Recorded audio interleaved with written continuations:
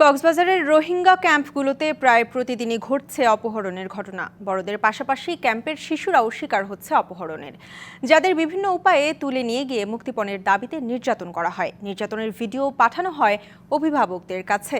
বাসিন্দাদের দাবি, আইনশৃঙ্খলা বাহিনীর কাছে প্রতিকার না পেয়ে শেষ পর্যন্ত মুক্তিপণ দিয়েই ফিরিয়ে আনা হচ্ছে অপহৃতদের। আরও বিস্তারিত জানার চেষ্টা করব। আমাদের সাথে বার্তা কক্ষ থেকে যুক্ত হয়েছেন বিশেষ প্রতিনিধি রাজীব ঘোষ।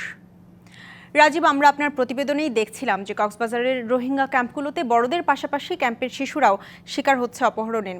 রোহিঙ্গা ক্যাম্পে বাইরের অনুমতি ছাড়া প্রবেশ করতে পারে না আসলে কেউই। সেক্ষেত্রে এই অপহরণের ঘটনাগুলো কিভাবে ঘটছে?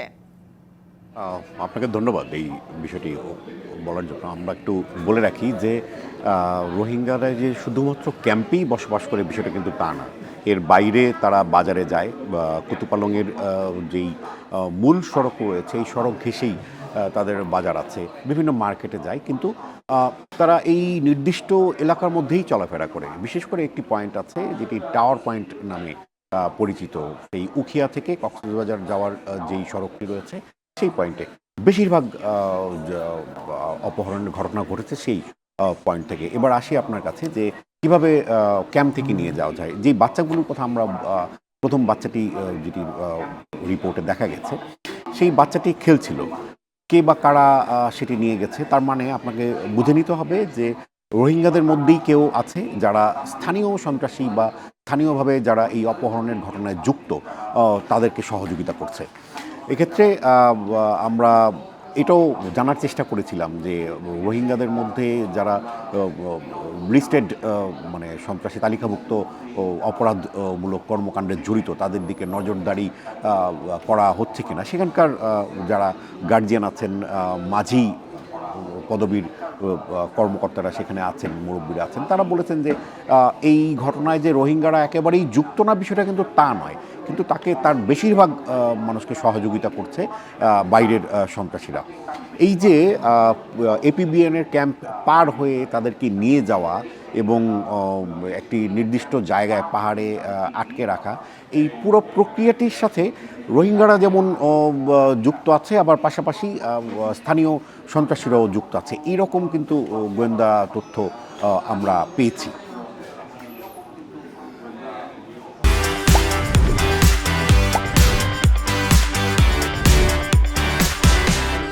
আপনার কাছে আরেকটা বিষয় জানতে চাইবো যে রোহিঙ্গা ক্যাম্পের বাসিন্দাদের দাবি যে আইনশৃঙ্খলা বাহিনীর কাছ থেকে প্রতিকার না পেয়ে শেষ পর্যন্ত আসলে মুক্তিপণ দিয়েই ফিরিয়ে আনা হচ্ছে এই অপহৃতদের। অন্যদিকে আসলে আইনশৃঙ্খলা বাহিনীও বলছে যে অপহরণ এবং মানব পাচার বন্ধে সব রকম চেষ্টা করা হচ্ছে। সেক্ষেত্রে মাঝখানে আসলে কি এমন ঘটছে যে এ ধরনের পরিস্থিতির মুখোমুখি হতে হচ্ছে তাদের? কথা হচ্ছে, যারা এই রিফিউজি ক্যাম্পে বসবাস করেন তারা সরাসরি থানায় যে আইনি সহযোগিতা, সেই সহযোগিতার বিষয়ে কিছু প্রতিবন্ধকতা আছে। কারণ তাদের ওই জায়গায় যেতে হলে আন্তর্জাতিক কিছু সংস্থার মাধ্যমে যেতে হয়। কারণ এই পুরো ক্যাম্পগুলোর নিরাপত্তার দায়িত্বে রয়েছে আর্মড পুলিশ ব্যাটালিয়ন, মানে এপিবিএন নামে যেটা পরিচিত।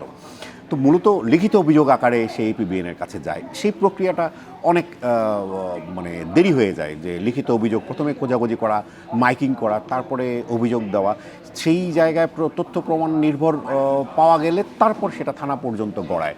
আপনি একটা জিনিস, এটা বাস্তবতা, এটা মানতে হবে যে রোহিঙ্গারা যদি থানা পর্যন্ত যায় পুলিশের কাছে, যে তারা চেষ্টা করে পুলিশ সহযোগিতা করার জন্য, কিন্তু বেশিরভাগ ক্ষেত্রে সেই সুযোগটা রোহিঙ্গাদের থাকে না।